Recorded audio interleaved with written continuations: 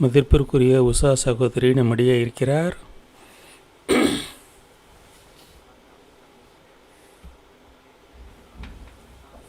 நான் சகாஷ்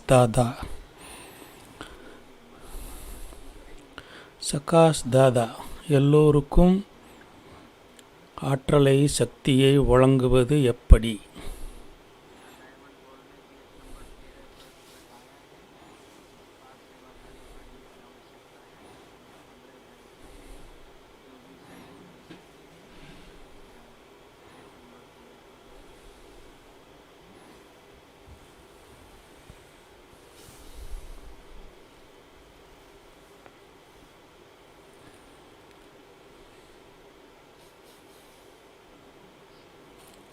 ஓம் சாந்தி.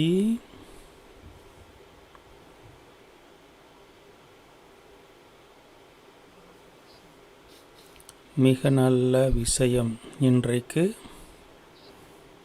நான் சகாஷ் தாதா, ஆற்றலை வழங்கும் வள்ளல் சகாஷ் தாதா. இந்த பிரகாசம் இது உண்மையில் என்ன, எப்படி கொடுப்பது?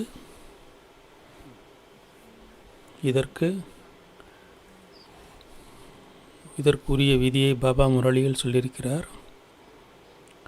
6 வகைகளில் நாம் சகாஷ் கொடுக்க முடியும். 6 வகை.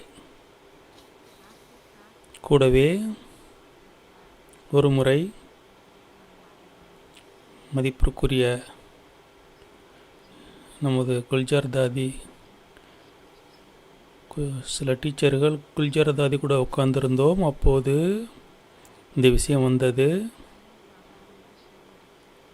முதலில் பாபா லைட் மைட் கொடுப்பதற்கான விஷயத்தை சொன்னார். நீங்கள் லைட் மைட் கொடுங்கள் என்று சொன்னார். இப்போது பாபா ஒவ்வொரு முறையும் சகாஷ் கொடுங்கள் என்று சொல்கிறார். சகாஷ் மற்றும் லைட் மைட் நிலைக்கின் வித்தியாசம் என்ன? அந்த நேரம் தாதி நல்ல தெளிவாக சொன்னார். தாதி சொன்னாங்க, இந்திரதனுஷ்ல 7 வண்ணங்கள் இருக்கிறது. அதிலும் சகாஷ்லேயும் 7 விஷயங்கள் இருக்கின்றன.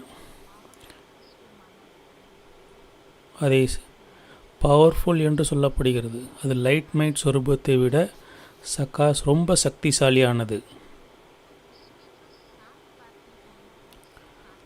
அதில் 7 விஷயங்கள் என்னென்ன? வானவில்லை போல 7 வண்ணங்கள். தாதி சொன்னாங்க, ஒன்று, அனைத்து பிராப்திகளையும் செய்ய வைக்க வேண்டும். அனைத்து பிராப்தி சுரூபமாக தானும் ஆக வேண்டும். இன்னொன்று சொன்னாங்க, அனைத்து சக்திகளும் நிறைந்து. 3வது, அனைத்து குணங்களும் நிறைந்திருப்பது. 4வது, அனைத்து வரதானங்களின் சொரூபம். வரதானம் கொடுக்க வேண்டும், வரதானங்களும் நிறைந்திருக்க வேண்டும், வரதான ரூபமும் இருக்க வேண்டும். 5வது, அனைத்து பொக்கிஷங்களும் எவ்வளவு சேர்த்து வைத்திருக்கிறீர்களோ அனைத்து கஜானாக்களையும் யாருக்கு எந்த கஜானா வேண்டுமோ அந்த வகையில் அவர்களுக்கு கொடுக்க முடியும். 6வது,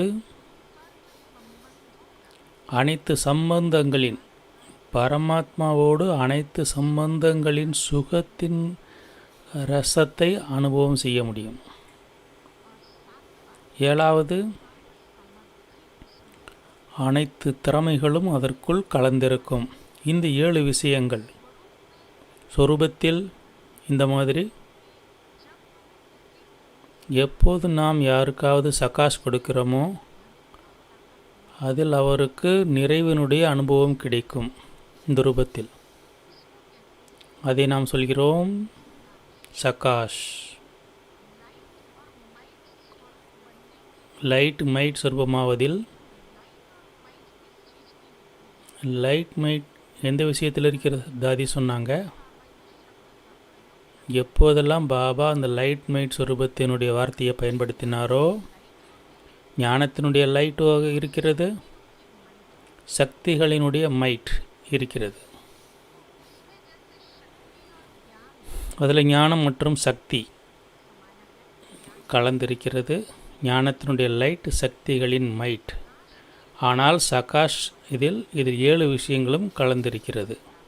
அனைத்து பிராப்திகள், சர்வ சக்திகள், சர்வ குணங்கள், சர்வ பொக்கிஷங்கள், சர்வ வரதானங்கள், சர்வ சம்பந்தங்களின் சுகத்தினுடைய ரசத்தினுடைய அனுபவம் மற்றும் சர்வ சக்திகள், அதாவது சர்வ திறமைகள். இந்த 7 விஷயங்கள் இருக்கின்றன. எனவே இது ரொம்ப சக்திசாலி என்று ஏற்றுக்கொள்ளப்படுகிறது. எப்போது நீங்கள் இந்த சொரூபத்தில் நிலைத்திருந்து, இந்த நிறைந்திருந்த சொரூபத்தில் நிலைத்திருந்து யாருக்கும் நீங்கள் சகாஷ் கொடுத்தால் அவருக்கு பிராப்தியினுடைய அனுபவம் கிடைக்கவில்லை என்பது சாத்தியமில்லை.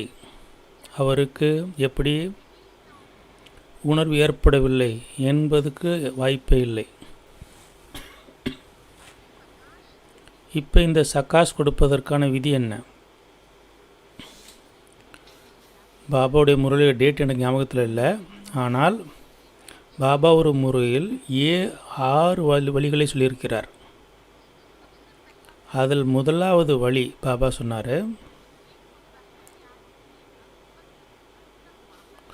நீங்கள் அந்த வாகக் சரீர் அவங்க பரிஸ்தா சுரூபத்தின் மூலமாக நீங்கள் வதனத்திற்கு போகுங்க. அங்கே தனது சம்பூர்ண அவ்யக்த பரிஸ்தாவுடைய ட்ரெஸ் போட்டுட்டு பரிஸ்தா ரூபத்தில் நீங்கள் சுற்றி வாருங்கள். அநேக பக்தர்களிடம் போங்கள், விஞ்ஞானிகளிடம். அதாவது எப்போ சுற்றி வருகிறீர்களோ அப்போது அந்த நேரத்தில் யாருக்கு சாந்தி வேண்டுமோ, சக்தி வேண்டுமோ, யாருக்கு மகிழ்ச்சி வேண்டுமோ, என்ன வேண்டுமோ அந்த நேரம் நீங்கள் பரிஸ்தா ரூபத்தில் இருந்து எப்படி நீங்கள் சுற்றி வரும்பொழுது நீங்கள் சக்தி ஆற்றலை கொடுங்கள், சகாஷ் கொடுங்கள். இதில் அவர்களுக்கு உணர்வு ஏற்பட வேண்டும். எனக்கு பிராப்தி கிடைக்கிறது, எனது மனம் அமைதியாகிறது, எனது மனதிற்குள் மகிழ்ச்சியின் அனுபவம் ஏற்படுகிறது. ஒரு துக்கத்தில் இருக்கலாம், அசாந்தியில் இருக்கலாம், பிரச்சனையில் இருக்கலாம். அந்த பிரச்சனைகள் நீங்கிய உணர்வு ஏற்பட வேண்டும். ஏனென்றால் இது மிக பவர்ஃபுல் பொருள். இன்னொரு விஷயம்,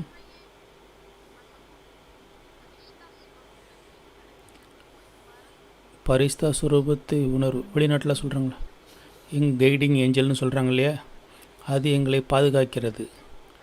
அந்த மாதிரி அவர்களுக்கு உணர்வு ஏற்பட வேண்டும். ஏதோ நமது பரிஸ்தா நம்ம மீது கவனம் வைத்திருக்கிறார்கள், பல விஷயங்களிலிருந்து நம்மளை காப்பாற்றுகிறார்கள், பிரச்சனைகளிலிருந்து விடுபடுத்துகிறார்கள். இந்த உணர்வு அவர்களுக்கு ஏற்பட வேண்டும். பரிஸ்தா சுற்றி வருகிறது, மாலையில் நமக்கு என்ன வேண்டுமோ அது கிடைக்கிறது என்ற உணர்வு ஏற்பட வேண்டும். இன்னொரு சுரூபம் கொடுப்பதற்கு பாபா சொன்னார், நீங்கள் எல்லோரும் கேட்டிருப்பீர்கள், சாக்கார பாபா எப்போது ஏதாவது விஷயங்களை கேட்டபோது, இந்த நேரத்தில் பூகம்பம் நடந்தது, அங்கே அந்த மாதிரி நடந்தது, அங்கே பிரச்சனைகள் ஏற்படுகிறது, மனிதர்கள் துடிக்கிறார்கள், ஏதாவது விசேஷ குழந்தைக்கு, குறிப்பாக விஸ்வகிஷோர் சகோதரருக்கு ஆப்ரேஷன் ஏற்பட்டது, எப்போ பாபாவுக்கு செய்தி கிடைத்ததோ அவர் இரவு முழுவதும் தூங்க முடியவில்லை என்று கேள்விப்பட்ட போது பாபா இரவு முழுவதும் உட்கார்ந்து அவருக்கு சகாஷ் கொடுத்தார். அவருக்கு அந்த மாதிரி அமைதியாக தூங்க முடிந்தது. அவங்களுடைய வழிகளெல்லாம் மறைந்து விட்டது. எனக்கு அந்த வழி இருக்கிறது என்ற உணர்வே இல்லை. ஏனென்றால் சாக்காரத்தில்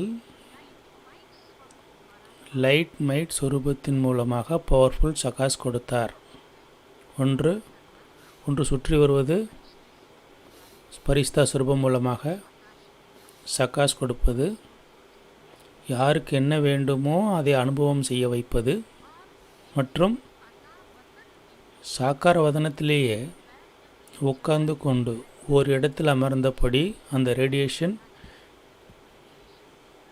ரேடியேஷன் போல லைட் மைட் அனுப்புவது அவருடைய துக்கம் வலி எல்லாவற்றையும் மறக்க வைக்க வேண்டும். இந்த மாதிரி பாபா சொன்னார். அந்த மாதிரி நேரம் வருகிறது. சில நேரத்தில் பூகம்பம் நடந்தது, சில நேரத்தில் வெள்ளம் வந்தது. கரோனாவின் காரணத்தால் ஆயிரக்கணக்கில் மனிதர்கள் இறந்து விடுகிறார்கள். அந்த மாதிரி நேரத்தில் அந்த ஆத்மாக்களுக்காகவும் நாம் அவங்களுக்கு சகாஸ் மூலமாக நல்வழியை காட்ட வேண்டும். நமக்காக யாரோ இருக்கிறார்கள் என்ற உணர்வு அவர்களுக்கு ஏற்பட வேண்டும். நமக்கு சக்தி கொடுக்கிறார்கள் என்ற உணர்வு ஏற்பட வேண்டும். மூன்றாவது சொரூபத்தை பாபா சொன்னார்.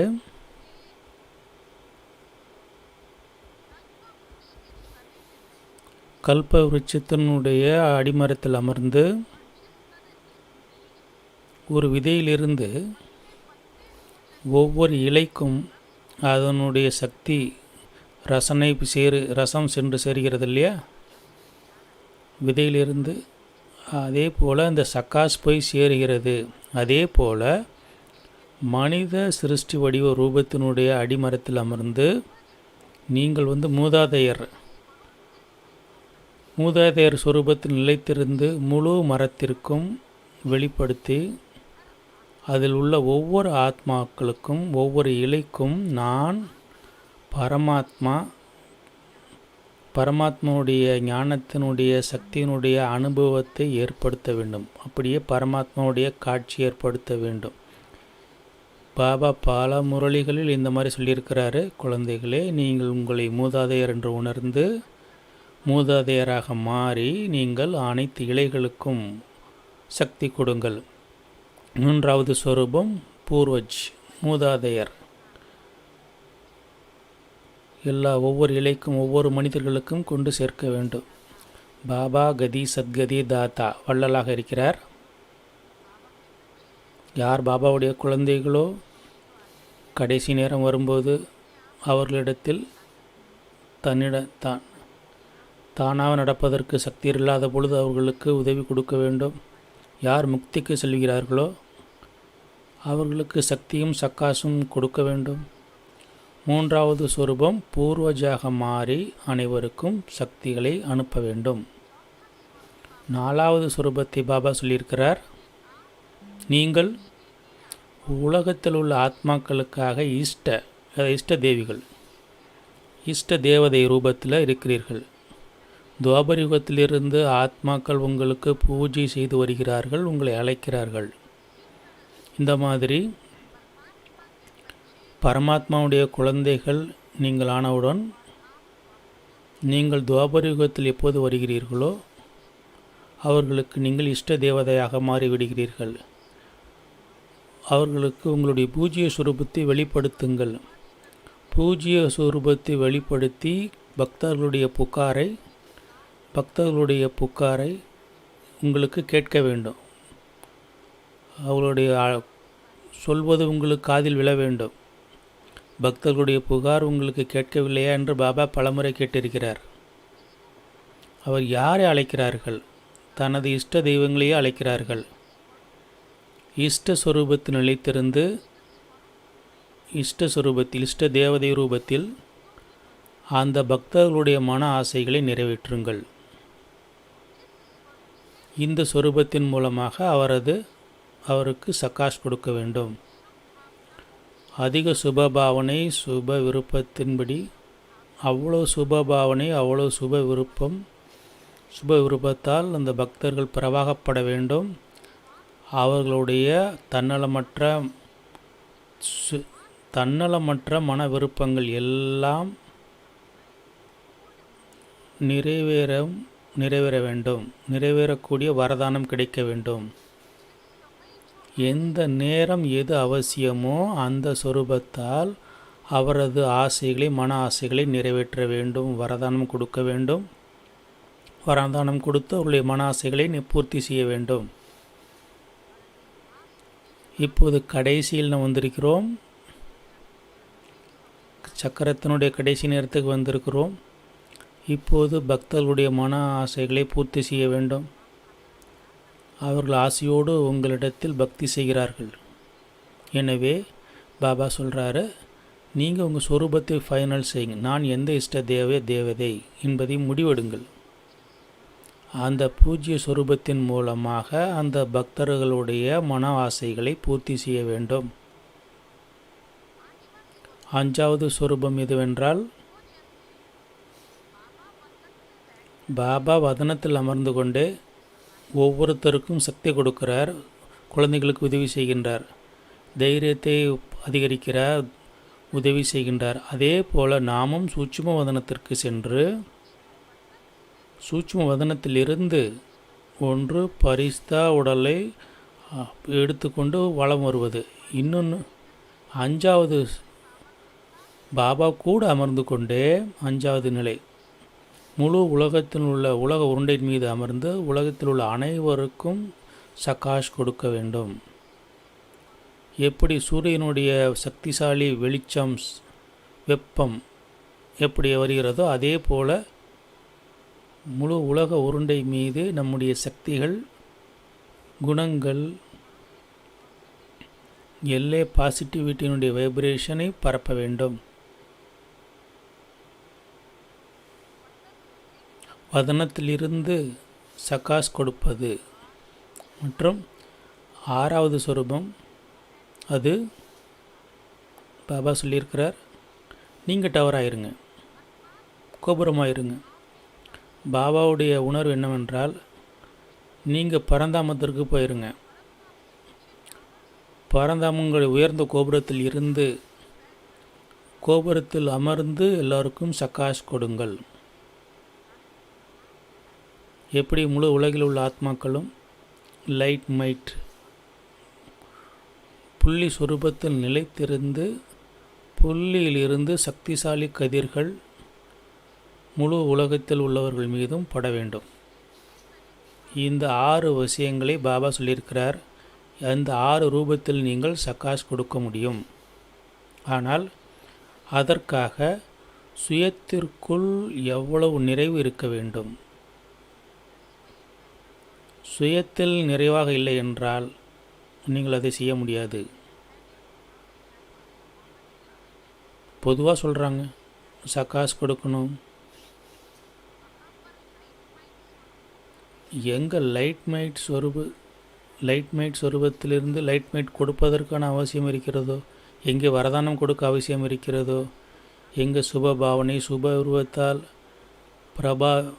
பிரவாகிக்க வேண்டியிருக்கிறதோ, எங்கே அந்த மாதிரி சகாஷ் கொடுக்க வேண்டியிருக்கிறதோ அதை முதலில் உள்ளுக்குள் உணர வேண்டும். பிறகு கொடுக்கும்போது மகிழ்ச்சி இருக்கும். அந்த நேரம் அந்த சொரூபத்திலிருந்து தன்னைத்தான் நிறைத்து கொண்டு பாபாவிடமிருந்து பெற்றுக்கொண்டு பிறருக்கு கொடுத்து கொண்டே இருக்க வேண்டும். முரளிக்குள் இதையும் சொன்னார். இப்போது நேரத்தினுடைய கணக்குப்படி நாம் நமக்காகவும் பாபாக்கிட்டேருந்தே சக்தி பெற்றுக்கொண்டிருந்தால் அந்த நேரம் முடிஞ்சு போயிடும். எனவே பாபா சொல்கிறாரு, மற்றவர்களுக்கு கொடுக்க வேண்டும், கொடுக்க வேண்டும், கொடுக்க வேண்டும். கொடுப்பதிலேயே பெறுவது இருக்கிறது. எப்போது நீங்கள் கொடுத்து கொண்டே இருக்கிறீர்களோ, ஒரு பக்கம் பாபாவிடமிருந்து பெற்றுக்கொண்டே இருக்கிறீர்கள், பிறகு கொடுத்து கொண்டே செல்கிறீர்கள். சில நேரம் நம்மிடத்தில் சக்தி குறைவாக இருக்கலாம். அந்த மாதிரி சொல்லலாம். 0 வாட் பல்பு, அதனுடைய பிரகாசம், அது சகாஷ் கொடுக்க விரும்பினால் என்னவாகும்? 40 வாட் பல்பு இருக்குது, அது எவ்வளோ சக்தி கொடுக்க முடியும்? அவ்வளோ சக்தி கொடுக்க முடியாது. எனவே எப்போ பவர் ஹவுஸிலிருந்து பெற்றுக்கொண்டு கொடுத்து கொண்டே இருந்தால் அதில் தானும் நிறைந்து கொண்டே இருப்போம். அதில் பெறுவதும் இருக்கிறது, கொடுப்பதும் இருக்கிறது. அந்த கொடுப்பதில் நீங்கள் காலியாக மாட்டீர்கள். ஒரு பக்கம் பெற்றுக்கொண்டே இருங்கள், ஒரு பக்கம் கொடுத்து கொண்டே இருங்கள். அதனால் நீங்கள் காலியாக மாட்டீர்கள். நீங்களும் நிறைந்து கொண்டே இருப்பீர்கள், பிறரையும் நிறைத்து கொண்டே நிறைவு அனுபவம் செய்ய வைத்து கொண்டே இருப்பீர்கள். பெறுவதில் கொடுப்பது அடங்கியிருக்கிறது, கொடுப்பதில் பெறுவது அடங்கியிருக்கிறது. அதனால் பிராமணர்களுக்கு ஒத்துழைப்பு கொடுக்க வேண்டும். வெளியில் உள்ள ஆத்மாக்களுக்கு நீங்கள் சகாஷ் கொடுக்கலாம். சகாஷ் கொடுப்பதிலேயே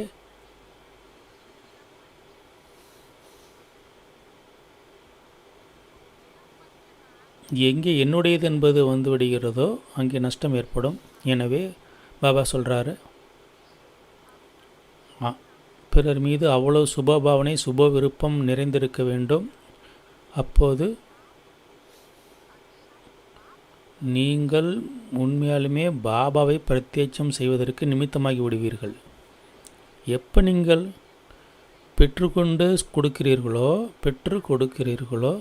அப்போ அந்த ஆத்மாவும் உணர்வார்கள், இவ்வளவு சக்தி எங்கிருந்து வருகிறது?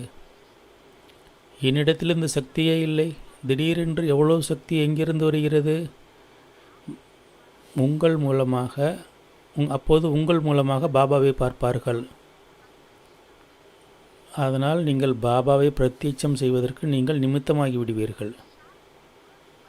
காட்சி அளிக்கும் மூர்த்தியாகி காட்சி கொடுக்க வேண்டும். பாபாவை காட்சியாக காட்டுவதற்கு அதனால் பாபா சொல்லியிருக்கிறாரு, எப்போதும் எல்லையற்ற உணர்வோடு கொடுக்க வேண்டும். எல்லையற்ற உணர்வோடு கூடவே இரக்க உணர்வும் இருக்க வேண்டும். உலக நன்மை செய்ய வேண்டும் என்ற உணர்வும் இருக்க வேண்டும். சுபபாவனை சுப விருப்பத்தின் மூலமாக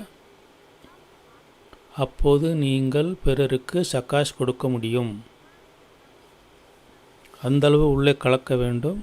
சுபபாவனை சுப விருப்பம், எல்லையற்ற உணர்வு, அப்புறம் உலக நன்மை செய்ய வேண்டும் என்ற உணர்வு, இரக்க உணர்வு, தயாவினுடைய உணர்வு. அப்போது நீங்கள் சகாஷ் கொடுக்க முடியும். அப்போது இதையும் உணர்வீர்கள். பூமியில் அந்த சக்தி வந்துவிட்டது, நம்முடைய இஷ்ட தெய்வீதை வந்து விட்டார்கள், பரமாத்மா வந்து விட்டார், இதை உணர்வார்கள். அப்போ அவர் மனதிலிருந்து இந்த சத்தம் வெளிப்படும். பகவான் வந்து விட்டார், பகவான் வந்து விட்டார் என்று சொல்வார்கள். உலகத்தில் பகவான் வந்து விட்டார் என்று சொல்கிறாங்க, ஆனால் ஏற்றுக்கொள்வதில்லை. எப்போ இந்த அனுபவம் ஏற்படுகின்றதோ, அவர்கள் வாயிலிருந்து வருகிறதோ, வந்து விட்டார் வந்து விட்டார், பரமாத்மா வந்து விட்டார், அப்போ ஃபீல் ஏற்படும். அப்போ அவங்க மனதிலிருந்து இந்த சத்தம் வெளிப்படும். என்னுடைய பாபா வந்து விட்டார், என்னுடைய பாபா வந்து விட்டார்.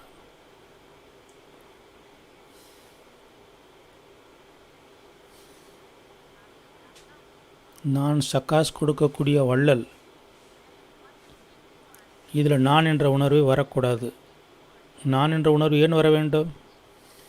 நான் இன்ஸ்ட்ருமெண்ட்டு, பாபாவிடமிருந்து பெற்று அனைவருக்கும் கொடுக்கிறேன்.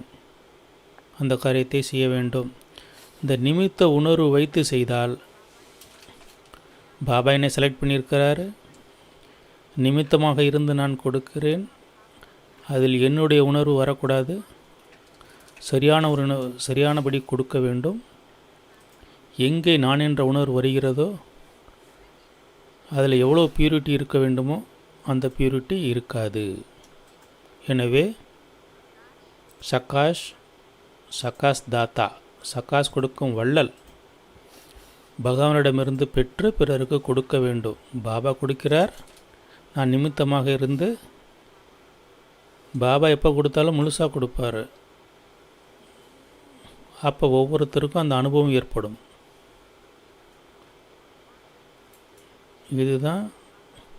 இதுதான் சுருக்கமாக சொல்லப்படுகிறது. இந்த சப்ஜெக்ட் ரொம்ப நீளமானது. இதை நான் உங்களுக்கு சார ரூபத்தில் உங்களுக்கு கொடுத்திருக்கிறேன். ஆக சிந்தனை செய்யலாம், பயிற்சியும் செய்யலாம். நல்லது. ஓம் சாந்தி.